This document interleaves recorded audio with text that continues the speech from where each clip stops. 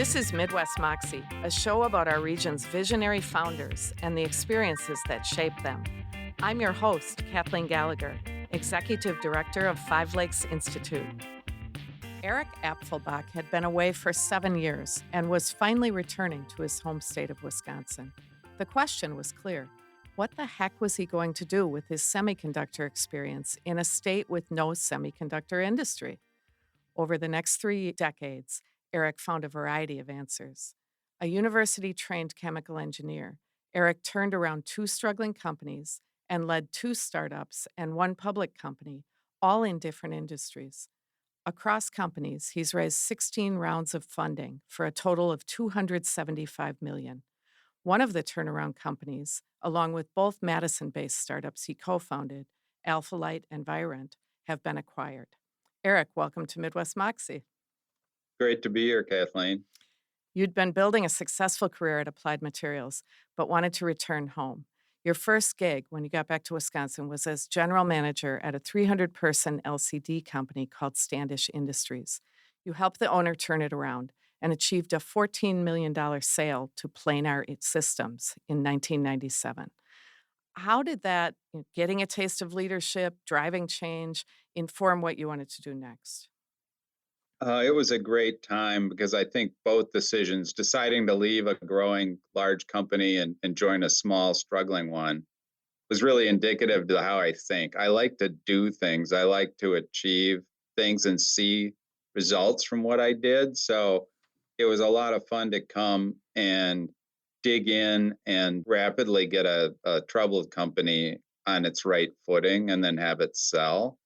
So it carried through the rest of my career. I like being in smaller companies. I don't like politics. I don't like big company meetings and all of that. I'm a more of a doer and like to be involved in all of the things that create value in a company and really have it move faster.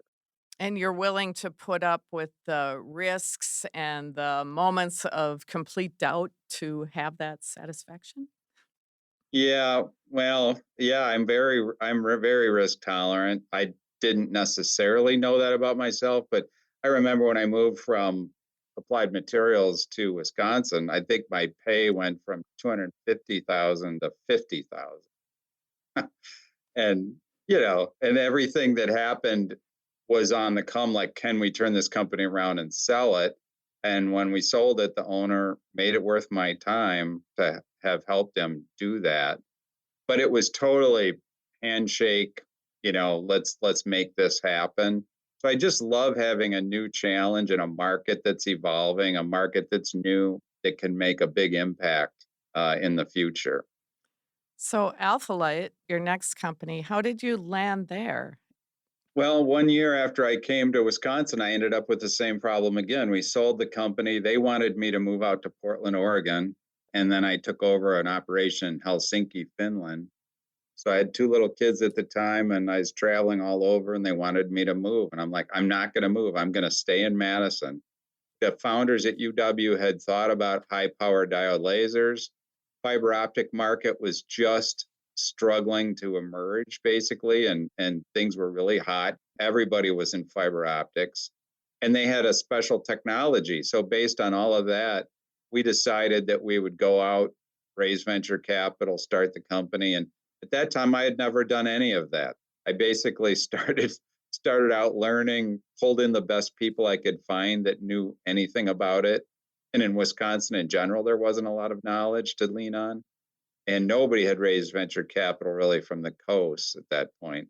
So it was fun. Everything was new. Everything was steep part of the learning curve.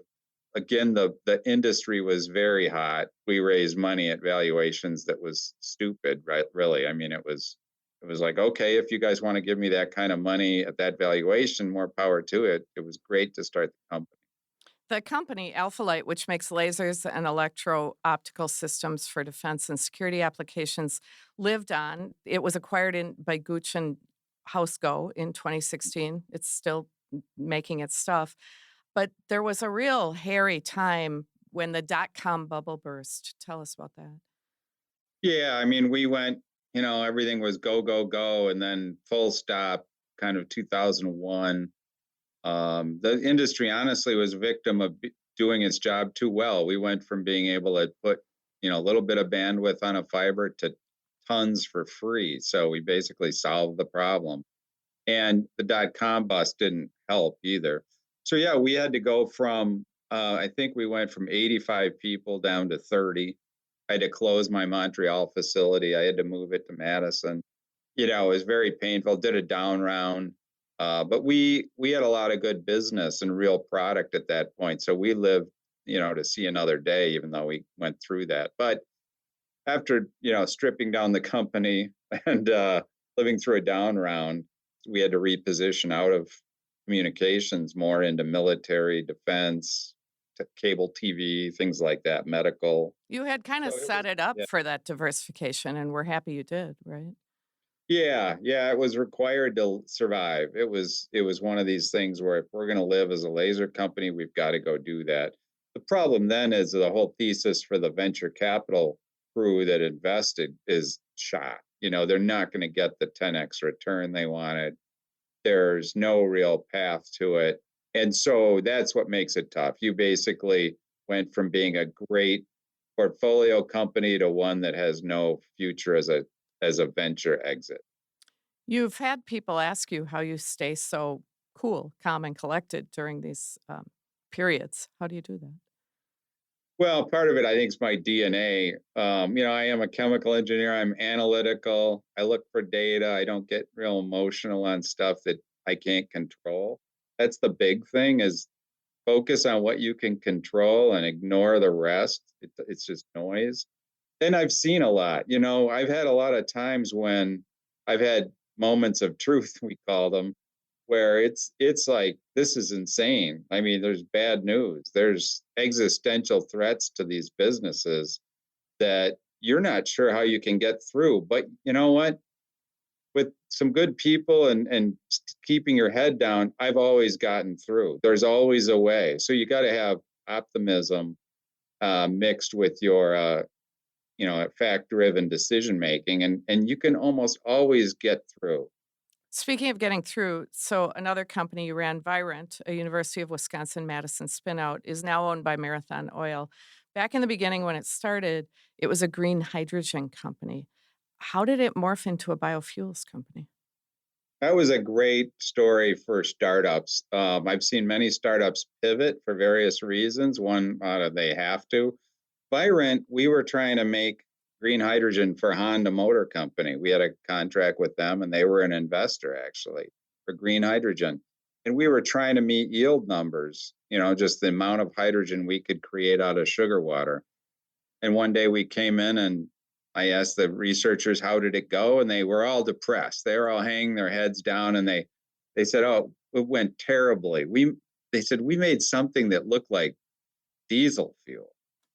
Like, what are you talking about? Show me that. So Randy Courtwright, the UW founder, and myself, he's a chemie, PhD chemie. We ran into the lab. They've got a beaker of what looks like water and then a layer of looks just like diesel fuel or gasoline floating on top of it. And we didn't have the analytical capability, but it was basically a mixture of jet fuel, gasoline, and a little bit of diesel fuel that we had made from sugar water in one step. So, at this point, it's like, oh my God, there's may or may not ever be a green hydrogen market, but there's a liquid fuels market today, and that process is incredibly effective.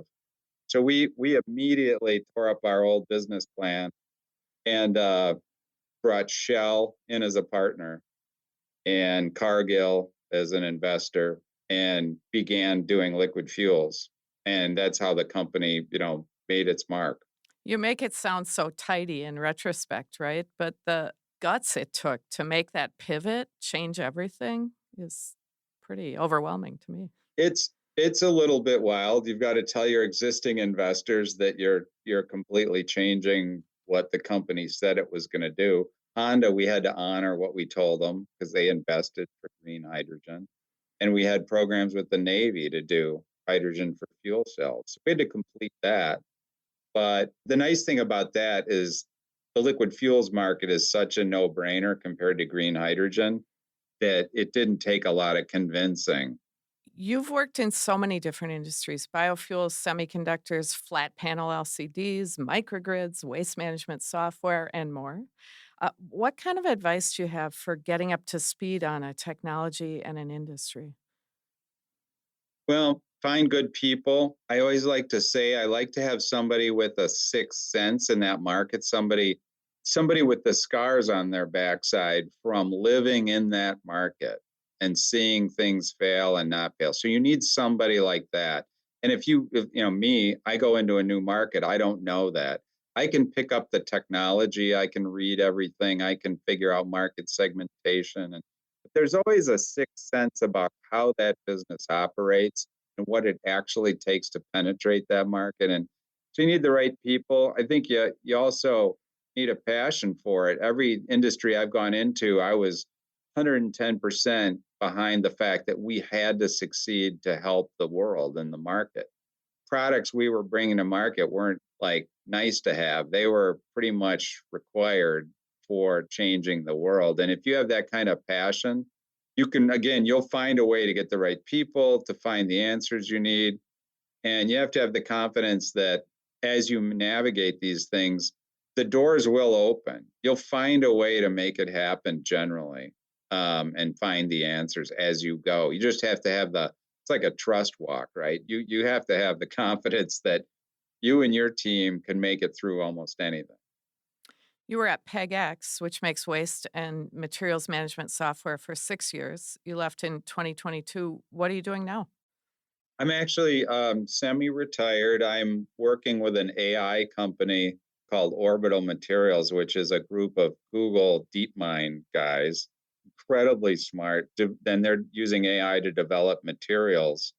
And so again, this is the same theme. It's like, oh my God, if this works, we're going to accelerate the materials development cycle time by 10x. And it's just insane what AI may be able to do for materials development, drug development, everything. So I'm a board advisor for them. And then I'm helping some startups that just need advice. I'm also helping a company that does university spinouts called Supersonic. And that's a lot of the how do you do a quick technical assessment, market assessment? How do you do a risk adjusted timeline of what would it take? And should this be a company at all? These are all basic questions. Like there's all these cool patents. Like if you look at Wharf here in Madison, all these unbelievably cool patents with cool sounding things, but there's like 100 ways that those can die or never become anything. You have to find that quickly and figure out what should be invested in. Well, you've got this trail of companies and technologies behind you. It looks like there's more to that trail ahead of you. Thanks so much for sharing your story, Aaron. You bet. Thanks, Kathleen. You can read more about today's guest by visiting wuwm.com. Don't forget, you can listen to the show as a podcast if you'd like to take us on the go. Just search for Midwest Moxie wherever you get your podcasts. I'm your host, Kathleen Gallagher. Midwest Moxie was created by executive producer Audrey Nowakowski and me. Today's episode was produced by Audrey Nowakowski and engineered by WUWM's Jason Reevy. Join us next Sunday at 7 p.m. to hear from more visionary Midwestern founders building innovative companies. That's right here on 89.7, Milwaukee's NPR. Support for Midwest Moxie comes from Microsoft, whose efforts to drive technology development across the Midwest and beyond include its National TechSpark community engagement work, which started in Wisconsin, its role as co-founder of Titletown Tech in Green Bay, and its new AI co-innovation lab at University of Wisconsin-Milwaukee. More information is available at Microsoft.com. And from Quarles and Brady LLP, a multidisciplinary Am Law 200 firm with approximately 550 attorneys who support large and small businesses, from Fortune 500 companies to startups and entrepreneurs across the country. More at Quarles.com.